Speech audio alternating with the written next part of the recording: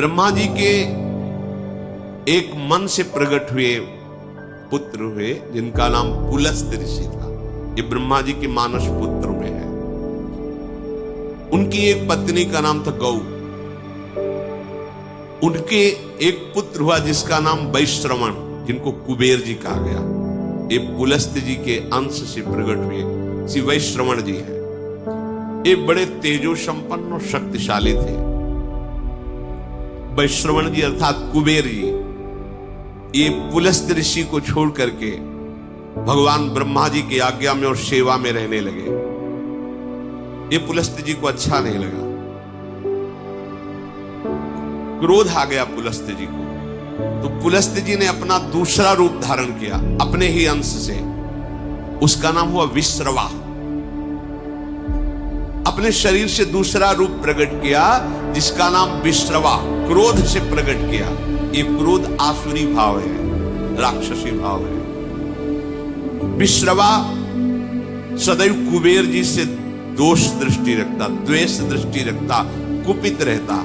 पर ब्रह्मा जी की सेवा में थे विश्रवण, इसलिए किसी का प्रभाव उनके ऊपर नहीं।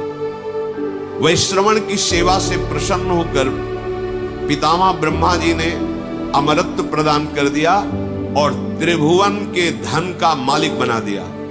धनाध्यक्ष भगवान कुबेर ऐसा कहा जाता है। वो जो पुलस्त्य जी के अंश से प्रकट हुए प्रथम पुत्र, द्वितीय विश्रवा जो उन्हीं के आधे शरीर से प्रकट हुए। और जब कुबेर पदवी मिली तो महादेव जी से ब्रह्मा जी ने उनका परिचय कराया और मित्रता करवाई। नलकुबर नाम के नहीं कि मणिग्रीव पुत्र प्रकट हुए और एक दिव्य स्वर्णमयी राजधानी धनाध्यक्ष कुबेर की, जिसका नाम लंका। ये धनाध्यक्ष कुबेर की राजधानी, त्रिभुवन का धनाध्यक्ष पद और लंका ये कुबेर को दी गई। और विचरण करने के लिए पुष्पक विमान और यक्ष राक्षसों का राजाधिराज पद कुबेर को दिया गया। जो पुलस्त्य जी के क्रोध से प्रकट हुआ विश्रवा नाम का पुत्र था, वो कुबेर पर दृष्टि क्रोध भरी रखते थे। कुबेर जी ने देखा कि ये भी तो पिता ही तुल्य है।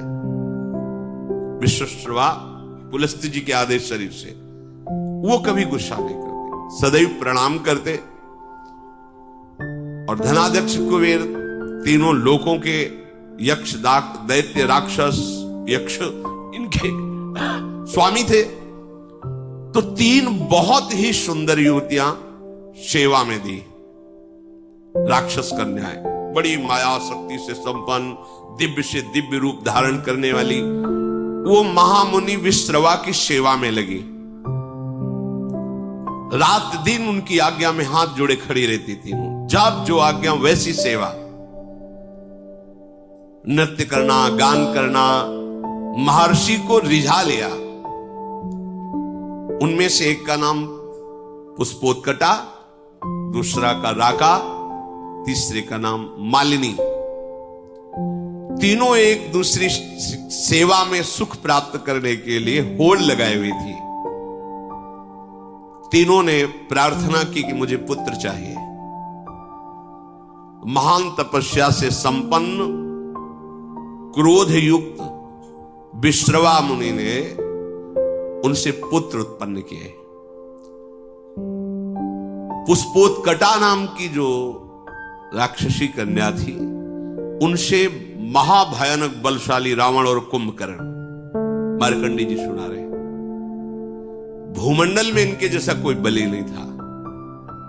मालिनी नाम की जो सेवा में थी राक्षसी कन्या, उनसे विभीषण जी का जन्म हुआ। और जो राका नाम की थी, उनसे सूपनखा और खर ये प्रकट हुए। हमारी एक एक क्रिया का परिणाम होता है। देखो, पुलस्त्य जी भगवान ब्रह्मा जी के मानस पुत्र हैं।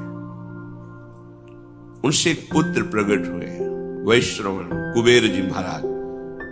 वो अपने पितामह ब्रह्मा की सेवा में लग गए। तो पुलस्त्य जी के हृदय में असंतुष्टता पैदा हुई। हमारी आज्ञा का पालन नहीं कर रहा। उन्होंने अपने को दूसरे स्वरूप में प्रकाशित किया। देखो, जो क्रिया द्वेष, असंतुष्ट या क्रोध या धर्म त्याग पूर्वक होगी, वो राक्षसी प्रवृत्ति ही प्रकट करेगी। विश्रवा जी के हृदय में कुबेर के प्रति भारी द्वेष, क्योंकि पुलस्त जी का संकल्प वो द्वेषात्मक हो गया। तो उनसे जो विश्वश्रवा प्रकट हुए, उनके हृदय में कुबेर जी के प्रति द्वेष, अर्थात धर्मात्मा पुरुष के प्रति द्वेष। उनकी सेवा में कुबेर राजाधिराज पदवी प्राप्त किए ब्रह्मा जी से, तो देखा ये पिता स्वरूप है, इनको मेरे से द्वेष है, ये द्वेष मिट जाए तो दिव्य मायावी शक्तियों से युक्त बड़ी ही सुंदर 3 युवतियों को विश्रवा मुनि की सेवा में लगाया। सेवा में नजदीक रहने से उनको पत्नी भाव से स्वीकार किया। द्वेष, क्रोध, इससे संयुक्त होकर के पुत्र उत्पन्न की चेष्टा की, क्रिया की। पुष्पोत्कटा नाम की सुंदरी से जो सेवा में थी, बड़ा ही भयानक पुत्र प्रकट हुआ, रावण, फिर कुंभकर्ण। उसी भाव से भावित होकर के राका से संयोग किया, तो जिसे खरदूषण कहा जाता है, वो पुत्र और शूर्पणखा पुत्री, भयानक राक्षसी भाव। थोड़ा मन शीतल हुआ कि इतना द्वेष नहीं करना चाहिए। ऐसा भाव करके मालिनी से संयोग किया तो विभीषण जी का प्रादुर्भाव हुआ। अगर आप गृहस्थ हैं और द्वेष, क्रोध, हिंसात्मक वृत्ति, अधर्म भाव, फिर आप पुत्र उत्पन्न करते हैं, तो वैसे ही पुत्र होगा। या असमय में, जहां शास्त्र आज्ञा नहीं करता, उस समय तो राक्षसी भाव का होगा। जैसे कश्यप और दिति जी पति पत्नी है। कश्यप जी 10,000 वर्ष तक तपस्या में ब्रह्मचर्य रहकर भगवद आराधना की। दिति जी उनकी सेवा में रही। प्रसन्न हुए कश्यप, क्या चाहिए तुम्हें? उनका, भगवान आप हमारे प्राणनाथ पति हैं, एक पत्नी को अपने पति से क्या चाहिए? पुत्र, यही सौभाग्य है। तो उनका समय का इंतजार करो। उनका, नहीं भगवान, मेरे हृदय में इतनी वेदना हो रही है कि हमारी और बहनों की तो संतानें, मेरे है नहीं। अब मैं समय का इंतजार नहीं, आपको इसी समय मुझे पुत्र प्रदान करना पड़ेगा। और इस तरह से वो अपनी भावना को प्रस्तुत किया, हठ किया। महापुरुषों से हठ नहीं करना चाहिए, उनकी रुचि पर छोड़ना चाहिए। पर वो अपनी रुचि का आरोप इस कोर्ट से किया कि वो संध्या काल था, भगवान सूर्यास्ताचल को जा रहे, इस समय महापाप माना जाता है स्त्री संभोग। उन्होंने विवश होकर के फिर स्नान आदि किया और कहा कि तुम जानना चाहते हो तुम्हारा पुत्र कैसा होगा? घोर भगवत द्रोही पैदा होगा, क्योंकि घोर समय था। दैत्य और दानवों का अधिपति होगा, साधु ब्रह्म ऋषि धर्म इसका नाश करेगा। कांप गए। भगवान, ये तो मेरी चाह नहीं थी, ऐसा कैसे? तो उन्होंने कहा, तुम्हारी रुचि और समय, इसके अनुसार ऐसा पुत्र होगा। चरणों में गिरे, भगवान ऐसा नहीं होगा, ऐसा तो होगा, पर अब तुम क्षमा मांग रहे हो, इसलिए तुम्हारा पौत्र भगवान का महान भागवत होगा। तो ये हिरणाक्ष और हिरण्यकश्यप के रूप में प्रकट हुए और श्री प्रहलाद जी उनके कुल को पावन करने वाले प्रकट हुए। संतानोत्पत्ति एक भगवान की पूजा रूपी ये क्रिया है, ये कोई ऐसी साधारण नहीं। आप अगर संयम से रहकर पवित्र होकर भगवान को प्रणाम करके उनकी आज्ञा का पालन करने के लिए उनकी सृष्टि विस्तार रूपी पूजा उनका स्मरण करते हुए, तो निश्चित महाभागवत पुत्र होगा, देशभक्त होगा, बलवान होगा, विद्वान होगा।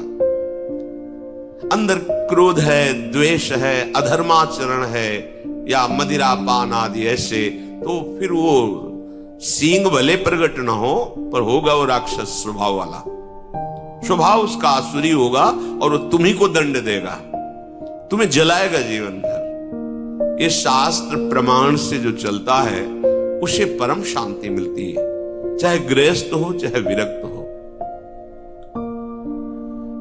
जिस समय रावण प्रकट हुआ,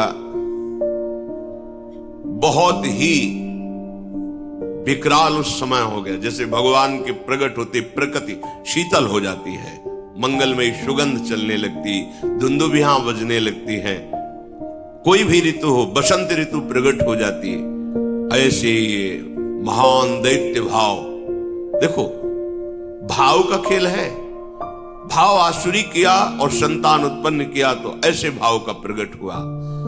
10 सिर ताही 20 भुज दंडा, रावण नाम वीर बरी बंडा। 10 सिर 20 भुजाएं, अपार बलशाली। ये मार्कंडेय जी महाराज युधिष्ठिर को सुना रहे कि तुम्ही को दुख नहीं हुआ है, स्वयं भगवान श्री हरि अवतरित हुए तो देखो उनके जीवन में कैसे कैसी विपत्तियां आई। ये भगवान के नित्य पार्षद हैं जय और विजय। सनक सनंदन सनातन सनत कुमार को प्रवेश द्वार में ही रोक दिया, ये अपराध है, नहीं करना चाहिए था। जय विजय जी को बिल्कुल नहीं करना चाहिए था, क्योंकि ये आदि मुनि हैं, निरंतर भगवत अनुराग में ब्रह्मबोध में छके रहते हैं। वैकुंठ में कोई ऐसा वैसा जा सकता है क्या? भगवत धाम है, संशय की कोई वहां गुंजाइश नहीं। 5 वर्ष की अवस्था हर समय रहती है और नग्न रहते, दिगंबर रहते हैं, और श्रीमुख से चारों के निकलता रहता हरि शरणम हरि शरणम हरि शरणम। अब इनको रोकने की क्या जरूरत है? पर भगवान की जब प्रबल इच्छा प्रकट होती है लीला करने की, तो उनके जोड़ का तो उन्हीं का पार्षद ही होगा, दूसरा तो कोई हो ही नहीं सकता, क्योंकि हरि स्वरूप ही होते हैं। भगवत इच्छा से ही रोक दिया। अब इतने अनुराग में एक एक कदम बढ़ रहे थे सनक सनंदन सनातन सनत कुमार जी के, क्यों अच्छा नहीं लगा? तुमने क्यों रोका? प्रभु के दर्शन में जाने में क्या तुम्हें मेरे में बाधा लगी? तुम निर्विकार सच्चिदानंद परम धाम में भी दोष बुद्धि रखते हो। यहां कौन आ सकता है बिना भगवान की इच्छा के? उसका मतलब तुम्हें दंड चाहिए अभी। ये आश्चर्य की बात, जहां से किसी का वापस होना नहीं होता, भक्तों का या संतों का, भगवत प्रेमियों का अपराध वहां से भी नीचे पटक देता है। आज तक कोई प्रमाण नहीं मिला कि वैकुंठ से किसी का पतन हुआ हो, लेकिन इनका पतन हो गया। महाभागवत ब्रह्मबोध संपन्न निरंतर भगवत अनुरागी महात्मा को रोक दिया, श्राप दे दिया, जाओ तुम 3 जन्म तक असुर भाव को प्राप्त हो। इससे बड़ा दंड क्या हो सकता है? भगवत भाव का सिद्ध महापुरुष भगवत पार्षद बनता है, उसका जीवन होता है निरंतर भगवत चिंतन। ऐसे चिंतन में सिद्ध हुए भगवत पार्षद, ये तो सिद्ध पार्षद है, इससे बड़ा दंड क्या हो सकता है कि आसुर भाव को प्राप्त हो, भाव ही तुम्हारा राक्षसी हो जाए। कांप गए। जय विजय भगवान सर्वांतर्यामी स्वयं चलकर आए और बड़ी अद्भुत बात कही। कहा सेवक का अपराध स्वामी का ही होता है, इसलिए आप क्षमा करो या मुझे दंड दो। ये मानो ऐसा प्रहार हुआ सनकादि के ऊपर, अगर विचार करके देखो, बहुत मृदु शब्द दिखाई दे रहे हैं, लेकिन नहीं। भगवान को लगा तुम्हें तो सोचना चाहिए कि मेरे पार्षद हैं, अगर दंड ही दिलवाना था तो हमसे निवेदन करते कि आपके सेवक ने मुझे रोक दिया, आपको असंतुष्टता आप फाइनल कैसे कर दिए। भगवान के जो शब्द है इसमें बड़ा गूढ़ भाव है। सनकादि को अपना नहीं कहा उस समय, कहा सेवक का अपराध स्वामी का ही अपराध होता, मुझे क्षम। ये बहुत बड़ी बात अलगाव की हो गई ना। अपनापन किससे दर्शा रहे श्री भगवान जय विजय से। सेवक का अपराध स्वामी का ही अपराध होता है। हे ऋषियों, आप चाहे दंड दो या क्षमा करो, मेरी भुजा भी हो, यदि आप जैसे महात्माओं के विरुद्ध चल जाए तो मैं काट दूं, फिर ये तो सेवक है। संतुष्ट किया। अब तो कांप गए सनकादि वचन, क्योंकि परम ज्ञानी है। बार बार भगवान के चरणों में प्रणत हो रहे हैं, प्रभु आप कहे तो शाप मिथ्या हो जाए, पर नहीं, मेरी इच्छा से है ऐसा है। और जय विजय से कहा तुम चिंता मत करो, आसुर भाव रहेगा पर तुम्हारे कल्याण के लिए मैं स्वयं अवतरित होऊंगा, स्वयं अवतरित, तुम चिंता मत करो। जय विजय ने तो 3 जन्म लिए, पर भगवान ने 4 जन्म लिए। रावण कुंभकर्ण रूप में जब ये पधारे तो भगवान श्री राम रूप में, वो तो अंश में चतुर्व्यूह स्वरूप से प्रकट हुए। हिरण्यकश्यप हिरणाक्ष के लिए भगवान नरसिंह और वाराह, और शिशुपाल दंतवत भगवान श्री कृष्ण, 4 अवतार, राम, नरसिंह, वाराह और हरि श्री कृष्ण, 4 अवतार भगवान के लिए। हर चरित्र से हमें शिक्षा मिलती है। यदि हमें रोका जा रहा है तो हम श्रद्धा लेकर के आए हैं, हमें रुक जाना चाहिए। दूसरी बात, यदि वो भगवत प्रेमी महात्मा है तो विनय की जा सकती है, उसको शासन के द्वारा नहीं रोका जा सकता। वो भले अल्प अवस्था का क्यों न हो, यदि वो वैष्णव चिन्हों से चिन्हित है तो हाथ जोड़ के बात करनी चाहिए। अगर आप कुछ क्षण यहां विराजमान हुए, अभी मैं आपको विनय पूर्वक, शासन नहीं, पार्षद है भगवान के, वो सामने महान ऋषि है, विनय की जा सकती है। हमको एक एक आचरण की शिक्षा मिलती है, हर चरित्र से, हर चरित्र से। अब ये भगवान के पार्षद आसुर भाव को प्राप्त है, इनकी जोड़ का कौन हो सकता है? तो 10 सिर ताही 20 भुज दंडा, रावण नाम वीर बरी बंडा। बड़ा ही प्रचंड सामर्थ्यशाली रावण, इसके 10 सिर, और ऐसा नहीं था कि भयानक लगता हो, 10 सिर होते हुए भी बड़ा सुंदर था। भगवत पार्षद है, सुंदर था, ऐसा नहीं कि उसके देखने में कुरूपता झलकती हो, जिसके 10 खोपड़ी हो तो अलग नहीं लगेगा, ऐसा नहीं था। और 20 भुजा, महान बलशाली, प्रचंड शूरवीर। और दूसरा, भूप अनुज हरि मर्दन नामा, भयो सुकुंभ करनु बल धामा। मानो हिमालय ही पैदा हो गया हो, पुष्पोत कटा के गर्भ से, ऐसा विशाल काय स्वरूप। और आहार, ये छोटे मोटे निशाचरों की बात अभी आप सुनी थी। वो बक नाम का निशाचर जो एक चक्रा नगरी में जब पांडव रुके हुए थे तो ब्राह्मण की बारी आई थी, तो वो बता रहा था 200 भैंसे, 1 छकड़ा भोजन, और 1 आदमी, जैसे हरी मिर्च 1 चाहिए तो 1 आदमी उस परिवार से जाएगा, रोज उसके लिए अलग अलग नगर से एक एक घर से जाता था। 200 भैंसे, 200 भैंसे कितने, 1 छकड़ा भोजन और 1 आदमी हरी मिर्ची की तरह स्वाद लेने के लिए। वो आदमी खाएगा, 200 भैंसे खाएगा, 1 छकड़ा, ये उसका रोज का आहार था। ये छोटे मोटे राक्षसों की बात है। कुंभकर्ण का आहार क्या था?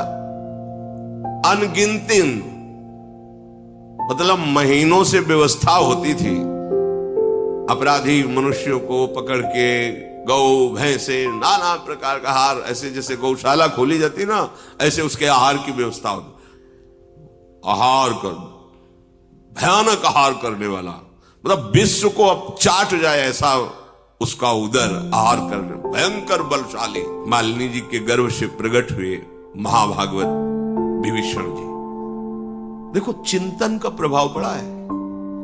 अंदर चिंतन हुआ मैं द्वेष कर रहा हूं नहीं, और शांत भाव से तो श्री विभीषण जी का प्रादुर्भाव, माता पिता की वृत्ति जिस समय संतानोत्पत्ति की भावना से संयोग कर रहे हो उसी का परिणाम संतान पर पड़ेगा। ये बहुत बड़ी पूजा है, बहुत सावधानी रखनी चाहिए। इसे ये नहीं समझना चाहिए कि हम वासना की तृप्ति के लिए ऐसा कह रहे हैं, नहीं। पहले हर महापुरुष कुछ समय तक ब्रह्मचर्य रहकर साधन करके गुरुजनों को प्रणाम करके दिक्पाल दिशाओं को प्रणाम करके फिर संतान उत्पत्ति हो, धीर वीर गंभीर विवेकवान ऐसे पुत्र प्रकट होते।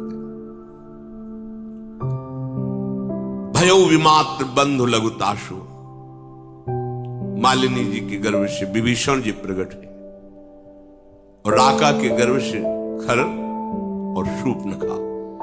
शूर्पणखा ऐसी वैसी राक्षसी नहीं थी, अगर देवलोक में चली जाए तो कोई भी देवता सामने नहीं आता था, इतनी बलवान थी, कोई साधारण राक्षसी नहीं। एक पूतना को देख लीजिए, भगवान को मारने का ठेका लेकर के गई थी और देवता भी कांपते थे उससे। ऐसे ऐसे बलवान क्या था इनमें, ये प्रकट होकर पहले तप संचय करते थे, ऐसे नहीं बलवान। एक तो जन्मे ही ऐसे बल वाले, पर इन्होंने घोर तपस्या की कि ऋषि मुनि भी आश्चर्यचकित हो गए। ऐसी तपस्या ये असुर जन करके चाहते क्या थे? विश्व का विलास, बस अंतर यही है। तपस्या तो इन्होंने भी की, पर वो विश्व मंगल के लिए नहीं। जब कोई संत महापुरुष तप और पुण्य भजन बल से युक्त होता है तो सर्वे भवन्तु सुखिना सर्वे संत निरामया सर्वे भद्राणि पश्यन्तु मां कश्चित् दुःख। एक को भी दुखी न देखो, सब सुखी हो जाएं, सब निरोग हो जाएं, सबका मंगल हो, सब सुखी रहे, ये होता है। और जब असुर तपस्या करता है तो उसका संकल्प होता है मैं जब जिसको चाहूं उसको नष्ट कर दूं, मेरे आगे कोई खड़ा होने वाला न रहे, सबको दुख मिले, सबको अशांति मिले, सब मेरे अधीन रहे, ये आसुरी भाव होता है। अब जब वो प्रकट हुए तो उनका परिकर भी प्रकट हुआ।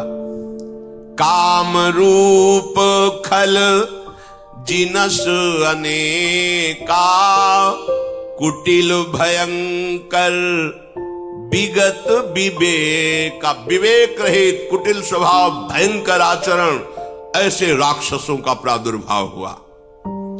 कृपा रहित हिंसक सब पापी बरनी न जाहि विश्व परितापी। विश्व को दुख देने वाले ये पापी ऐसे प्रकट हुए कि इनका तेज, इनका बल सारे संसार को पीड़ा पहुंचा दे। ये भगवान के विरोध में प्रकट होने वाला परिकर है, इसलिए इसका पहले गान किया गया है। देखो एक इसमें इस चरित्र से भाव मिल रहा है कि अगर जुड़े हमारा जो भी भाव है और भगवान से जुड़ जाए तो उसका मंगल हो जाता है। और निशाचर स्वभाव, पापी स्वभाव, कहीं किसी पर कोई भी दया कृपा नहीं, केवल हिंसा वृत्ति। उपजे यद्यपि पुलस्त कुल पावन अमल अनूप तदपि महीसुर श्राप बसु भय सकल अघरूप। यद्यपि महान कुल में प्रकट हुए पुलस्त ऋषि के, पुलस्त ऋषि के ही तो भगवान ब्रह्मा से पुलस्त ऋषि, पुलस्त ऋषि से विश्वश्रवा, उससे ये बिल्कुल नजदीक, पर इनका स्वभाव घोर दैत्य स्वभाव, आसुरी स्वभाव। अब इन तीनों ने विचार किया कि सबसे पहला कार्य करना चाहिए भगवान को प्रसन्न करना, भगवान ब्रह्मा, और ऐसा अमरत्व प्राप्त किया जाए कोई मुझे मार न सके। कीन विविध तप तीन हूं भाई परम उग्र नहीं बरनी सो जाई। तीनों ने खान पान विश्राम सब त्याग करके कठोर तपस्या। हिरण्यकश्यप ने तो ऐसी तपस्या की कि ब्रह्मा जी को दिव्य दृष्टि से देखना पड़ा कि है कहां हिरण्यकश्यप। बांबी जम गई थी, घास जम गई थी। निरंतर ब्रह्माकार वृत्ति, ब्रह्मा जी के चिंतन में, ब्रह्म मंत्र से संबंधित। देखो यहां भी शिक्षा मिलती है, अगर कहीं भी विजय प्राप्त करनी है तो आपको तपस्या करनी पड़ेगी, आपको भजन करना पड़ेगा, आपको मंत्रानुष्ठान करना पड़ेगा। और यहां अनुष्ठान धर्माचरण का होता, चाहते हैं उन्नति, विजय, पद, प्रतिष्ठा, यश, कीर्ति, यह दैत्य भाव है, फिर भी कठोर तप कर रहे। पहले जहां भी देखा है किसी भी दैत्य की उन्नति, वो तपस्या के पीछे शुंद की बात बताई थी। भगवान ब्रह्मा जी को तप के द्वारा प्रसन्न किया। अब इतना तप किया कि विवश होकर ब्रह्मा जी को सामने आना पड़ा। मंत्र में बड़ी सामर्थ्य है।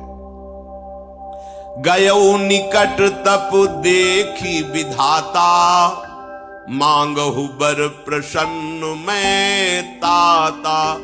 उठो पुत्रो, तुम्हारी तपस्या पूर्ण हुई, मैं प्रसन्न हूं, क्या चाहिए तुम्हें? तब रावण ने आंख खोली, देखा भगवान ब्रह्मा जी विराजमान है। करी बिनती पद गही 10 सीसा, बोले बचन सुनहु जगदीशा। प्रणाम किया, हाथ जोड़कर कहा, हे जगत के ईश्वर भगवान ब्रह्मा जी, मैं अमर हो जाऊं। मार्कंडेय जी महाभारत में कहे, उसने कहा मैं अमर हो जाऊं। उनका असंभव, यह वरदान नहीं दे सकता, क्योंकि वो मन की बात जानते थे कि आसुर भाव को प्राप्त है, अमर हो गया तो त्राहिमाम मच जाएगा। कहा नहीं, अमर नहीं, और कुछ मांग सकते, एक शब्द केवल हटा दो अमर, फिर और जो चाहो मांग लो तो ठीक है। हम काहू के मरही न मारे, बानर मनुज जाति दुई बारे। हम फिर तुम्हारे द्वारा बनाए हुए ऋषि मुनि अस्त्र शास्त्र महात्मा किसी से न मानो।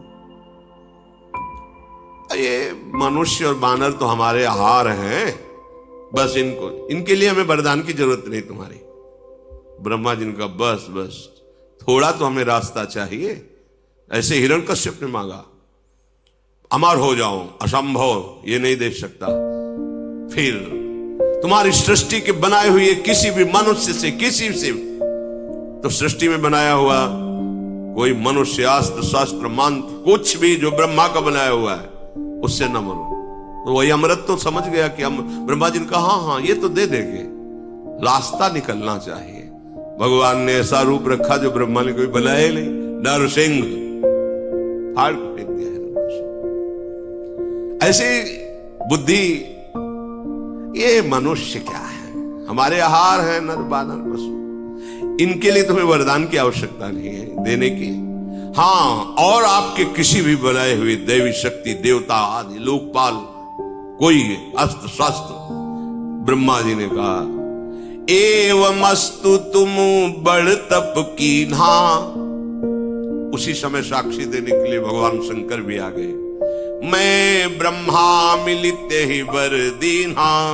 महादेव जी ब्रह्मा जी, तथास्तु, ऐसा ही हो। फिर देखा पहाड़, कुंभकर्ण।